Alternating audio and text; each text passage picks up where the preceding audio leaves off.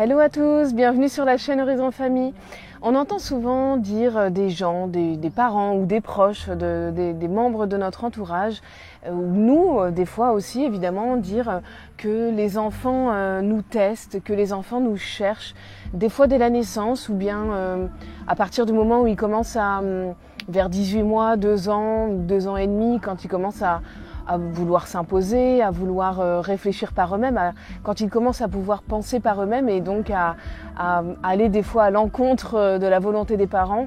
Mais on dit ça même pour des enfants de 3, 4, 5 ans ou plus. Et pour ma part, je pense qu'on ne devrait pas dire il me teste ou il me cherche, mais je trouve qu'on devrait plutôt dire quelque chose comme il cherche à savoir jusqu'où il peut aller, il cherche à comprendre, à déterminer où sont les limites, à comprendre les règles, à savoir vraiment voilà jusqu'où lui il peut aller.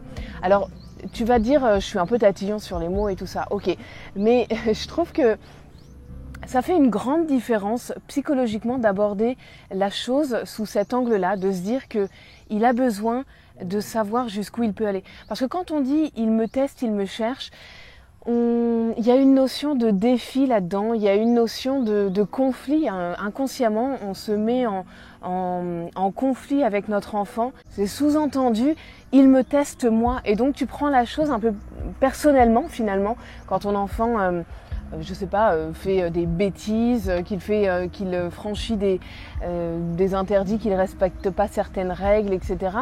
Tu vas le prendre, enfin tu risques de le prendre personnellement en disant voilà, il me cherche, il me teste. Alors que quand tu te dis, il cherche à savoir jusqu'où elle peut aller, il teste les limites, eh bien sous-entendu c'est positif. Ça veut dire qu'il cherche à comprendre les règles de savoir-vivre, les règles de la maison, les règles qu'on a imposées à la maison, qu'on essaye de faire respecter. Et donc, il cherche à comprendre son environnement, il cherche à comprendre ce qui l'entoure.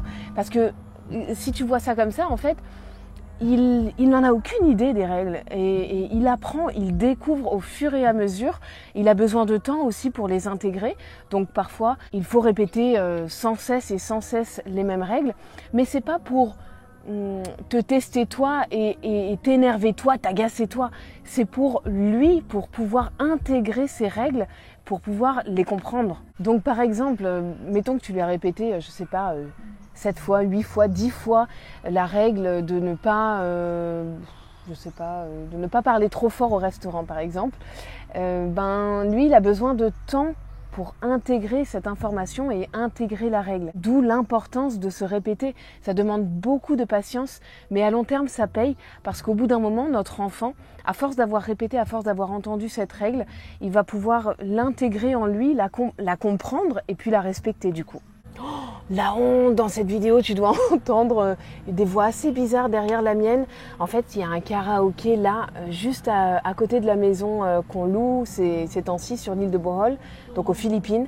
Et aux Philippines, voilà, le karaoké est une discipline très populaire et personne n'y échappe. Et que tu aies une jolie voix ou une voix de casserole, peu importe, ça ne gêne personne et personne ne se moque, c'est ça qui est incroyable. Donc voilà, je vais pas me moquer, mais en l'occurrence, dans cette vidéo, je suis désolée, j'ai pas trouvé de créneau entre deux chansons.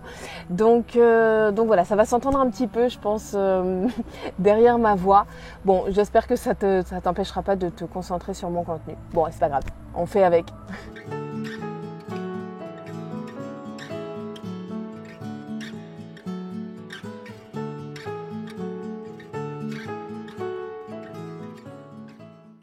Donc si je présente ça différemment, quand on dit « il me teste », c'est tourner vers nous.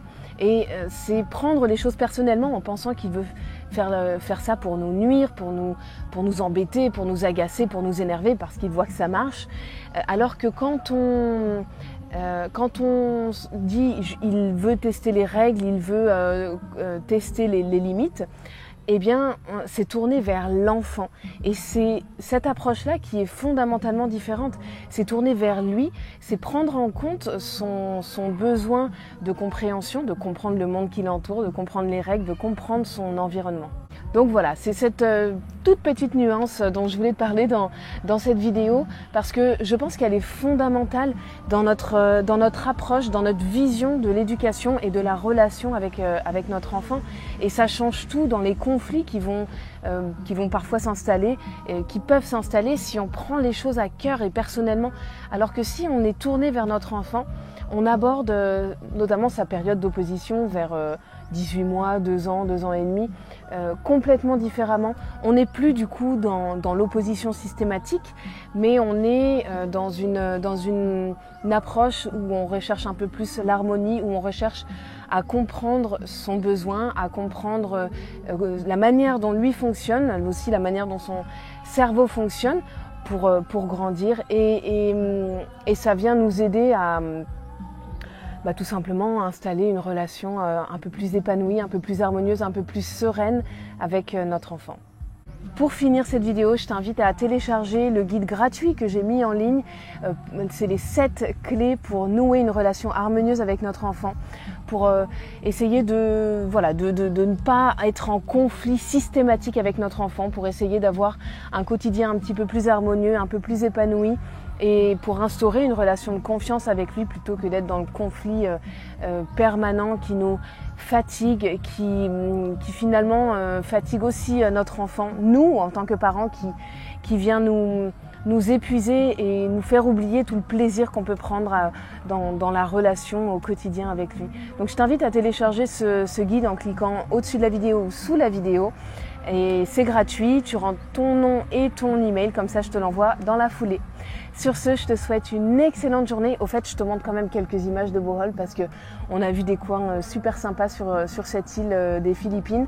Donc je continue à te mettre quelques vidéos, quelques images à la fin de cette vidéo pour te faire un petit peu rêver et puis te montrer à quel point on apprécie ce coin. Sur ce, je te souhaite une excellente journée et je te donne rendez-vous très bientôt pour une nouvelle vidéo. Bye bye!